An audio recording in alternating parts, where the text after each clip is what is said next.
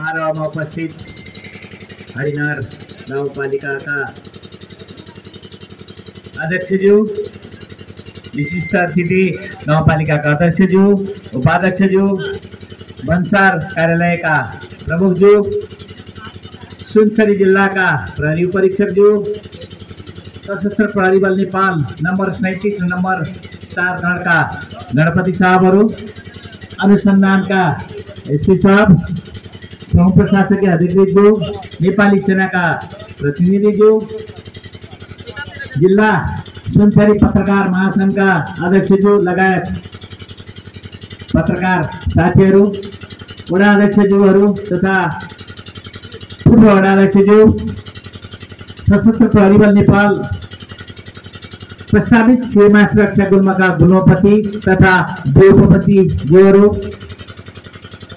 उपस्थित जुनियर अधिकृत बिल्लादार जवान भाइ बहिनी तथा अन्य आमन्त्रित महानुभावहरू, सर्वप्रथम यो सुनसरी जिल्ला नम्बर 4 गण सुनसरी जिल्ला मातहतमा रहेको बीओपी बसन्तपुर भवन समुद्घाटन कार्यक्रममा प्रमुख अतिथिको रूपमा यहाँहरूको बीचमा आएर यो भवन उद्घाटन गर्ने अवसर प्राप्त भयो। त्यसको लागि म संगठन प्रमुख, विभागीय प्रमुख ज्यूहरूप्रति हार्दिक कृतज्ञता ज्ञापन गर्दछु।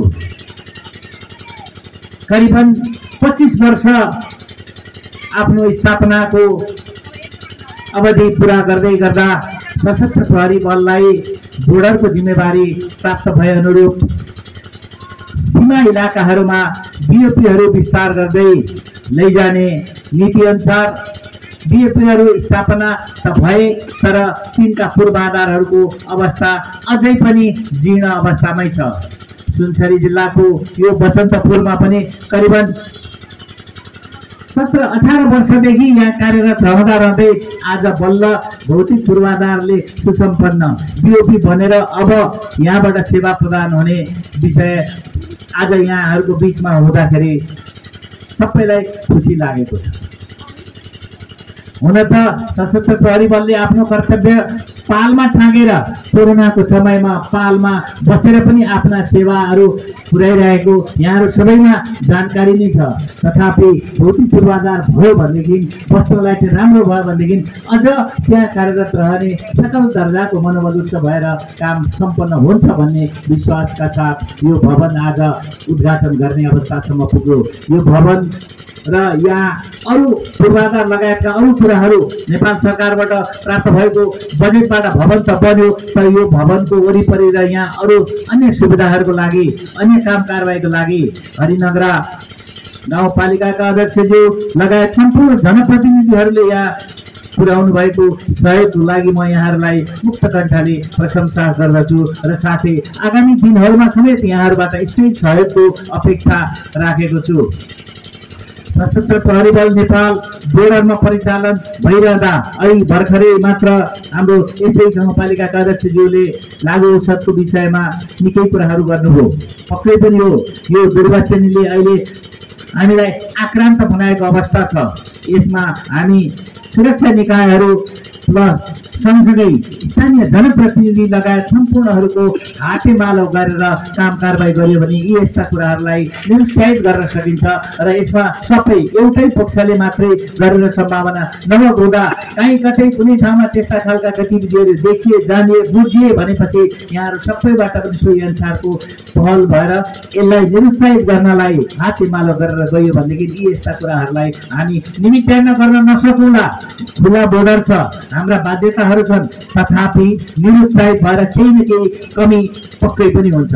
यसमा म अध्यक्षज्यू लगायत सम्पूर्ण सुरक्षा निकायका हाम्रा जिल्ला प्रहरी कार्यालयको प्रमुखज्यू, हाम्रो यस गणका प्रमुखज्यू, प्रस्तावित सीमा सुरक्षा गुल्मका गुल्मपति तथा बीओपीपतिहरू सबैलाई यसै अवसरमा म हार्दिक अनुरोध गर्दछु, सबैले एकाकार भएर हातेमालो गरेर यस्ता चिजहरूलाई चाहिँ निरुत्साहित गर्नलाई चाहिँ लागौँ र त्यसमा बाहिरीपट्टिको हिसाबले मैले केही सपोर्ट गर्नुपर्ने अवस्था रह्यो भनेदेखि म सदा सर्वदा तत्पर छु र यहाँहरूले काहीँ कतै हाम्रा युनिटका मान्छेहरूले काहीँ बाटो बिराएछन् र गलत कतै गर्दै गरेको यहाँहरूले थाहा पाउनुभयो, जान्नुभयो, बुझ्नुभयो भने त्यो कुरा महकुमासम्म पुर्याइदिनु हुन म हाम्रा पत्रकार मित्रहरू र जनप्रतिनिधि लगायत यो प्रति सम्पूर्ण महानुभावहरू म हार्दिक अनुरोध गर्दछु र सबै मिलेर गऱ्यो भनेदेखि असम्भव केही पनि छैन। र सँगसँगै खुला बोर्डर छ, अवैध चोरी निकासीको सम्बन्धमा पनि हामी निर्मम रूपले लागेका छौँ। सबै शून्य गर्न सकिँदैन, त्यो आफ्नो ठाउँमा चाहिँ बाध्यता छ, तर पनि मिल्यो मतमा काहीँ कुनै किसिमका काम कारबाही हुन पाएको छैन र गर्न दिएको छैन भन्ने कुरामा यहाँहरूलाई म विश्वास तुल्याउन चाहन्छु। र यदि त्यसै विषयमा पनि यहाँहरूले काहीँ कतै कुनै पनि हाम्रा कमान्डरहरू त्यस्तो अवस्थाको देख्नुभयो, जान्नुभयो, बुझ्नुभयो भने मसँग त्यो सूचना प्रवाह गरिदिनु हुन म यहाँहरूमा हार्दिक अनुरोध गर्दछु। सशस्त्र प्रहरी बलले अहिले आएर 4वटा विषयहरूमा चाहिँ बढी प्राथमिकता साथ काम गरिरहेको म यहाँहरूलाई अनुरोध गर्दछु। डिजास्टर म्यानेजमेन्ट, हामीले चाहिँ यसलाई चाहिँ एउटा BIRD को अवधारणा अनुसार विकास गर्दै रहेछौँ। B border security, I internal security, R revenue support र डी डिजास्टर म्यानेजमेन्ट। यी 4वटा कुराहरूमा हामी बढी केन्द्रित भएर काम कारबाही गरिरहेको बेहोरा म यहाँहरू सबैमा जानकारी गराउन चाहन्छु। र यसमा हामी इन्टरनल सेक्युरिटीको पाटामा हामी नेपाल प्रहरीसँग हातेमालो गरेर ब्याकअपको रूपमा काम कारबाही गरिरहेछौँ र बोर्डर सेक्युरिटी हामीले दिइरहेछौँ। सशस्त्र प्रहरीको परिचालन पश्चात अहिले यदाकदा कुनै ठाउँमा काहीँ कतै त्यस्ता खालका भए थियो भने नयाँ ठाउँमा अहिले काहीँ कुनै पनि ठाउँमा सीमा अतिक्रमण र सीमा विवादहरू भएको छैन। विगतमा जुन 2-4 ठाउँहरूमा भए त्यो हाम्रो काबु बाहिरको कुरा छ।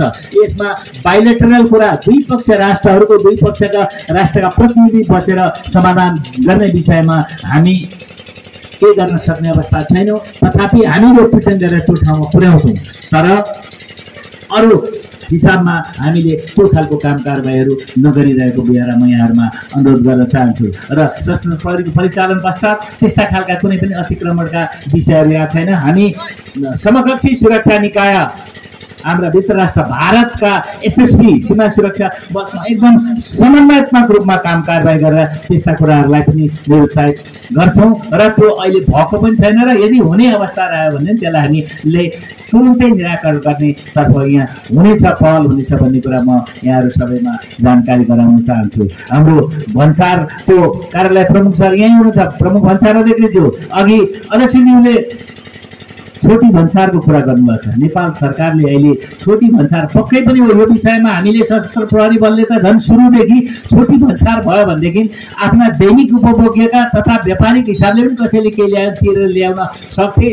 छोटी भन्सारहरू स्थापना गर्नुपर्छ भन्ने हिसाब हाम्रो पनि जोरदार माग छ, अहिले पनि रहिरहेछ र हाम्रो प्रत्येक पटक मिटिङमा हाम्रा यी कुराहरू उठ्छन्। तर नेपाल सरकारले अहिले छोटी भन्सारहरूलाई चाहिँ बिस्तारै बिस्तारै विस्थापित गर्दै लैजाने नीति लिएको छ। यसमा हामी बाध्य छौँ। यसमा चाहिँ हामी न प्रमुख भन्सार अधिकारीज्यूले, न सशस्त्र प्रहरी बलले, न नेपाल प्रहरीले, हामी कसैले पनि यसमा चाहिँ गर्न सक्ने अवस्था छैन।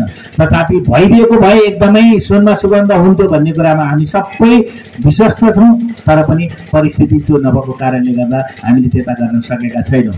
र सँगसँगै राजस्व चुहावटका लागि राजस्व चुहावट नियन्त्रण समितिका बैठकहरूमा पनि यी विषयहरू हामीले उठाएर काम कारबाही गर्नलाई प्रयत्नरत छौँ। तर नेपाल सरकारले अब थाहा छैन, अहिले नेपाल सरकार जेनजीहरूको आन्दोलन पछाडि अहिले नयाँ नेतृत्वमा काम कारबाही भइरहेछ।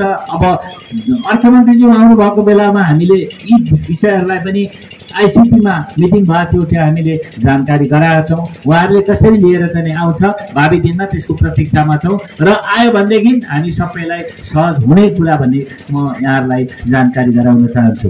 र सँगसँगै सशस्त्र प्रहरी बलले अहिले कम्युनिटी डिजास्टर भोलिन्टियर तालिम गराउनलाई गृह मन्त्रालयबाट 18 कार्यदिनको एउटा सिलेबस तयार भएर आएको छ र सोही अन्तर्गत काम कारबाही गर्नका लागि हामीले सबै स्थानीय तहहरूका वडासम्म एउटा वडामा 25 जना स्वयंसेवक यहाँहरू पनि कोही हुनुहोला, यहाँहरूको नामावली चाहिँ फोन नम्बर सहितको नामावली हामी कहाँ प्राप्त भन्छ। करिबन 28,000 यो कोशी प्रदेशमा मात्रै हामीले 28,000 वडाका स्वयंसेवकहरूको नाम लिएका छौँ र सँगसँगै त्यो वडाको काहीँ कतै कुनै किसिमका केही विपदका घटना लगायत केही भयो भने तत्काल जानकारी होस् भन्ने हेतुले हामीले उहाँहरूको फोन नम्बर सहितको डिटेल राखेका छौँ। र सँगसँगै अब हामी म अध्यक्षज्यूलाई यहीँबाट हार्दिक अनुरोध गर्दछु, यहाँहरूले कुनै स्वयंसेवक अथवा अर्को मान्छेहरू उपस्थित गराइदिनु भयो भनेपछि हामी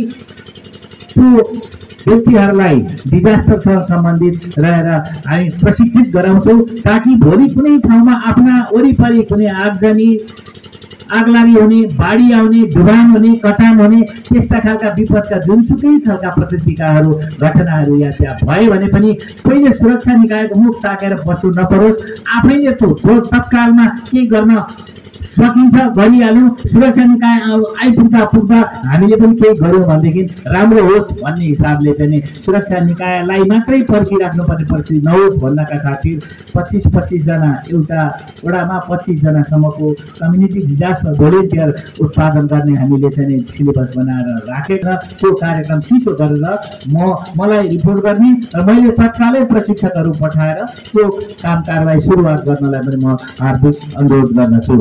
जसले हामीले केही कन्ट्रिब्युसन गर्यौँ भने अब धेरै गर्न हिसाबले काम गर्यौँ त्यो पक्कै पनि सराहनीय छ भन्ने कुरा म यहाँहरू सबैमा अनुरोध गर्न चाहन्छु। जसले गर्दा क्षति न्यूनीकरण गर्नलाई सबै सुरक्षा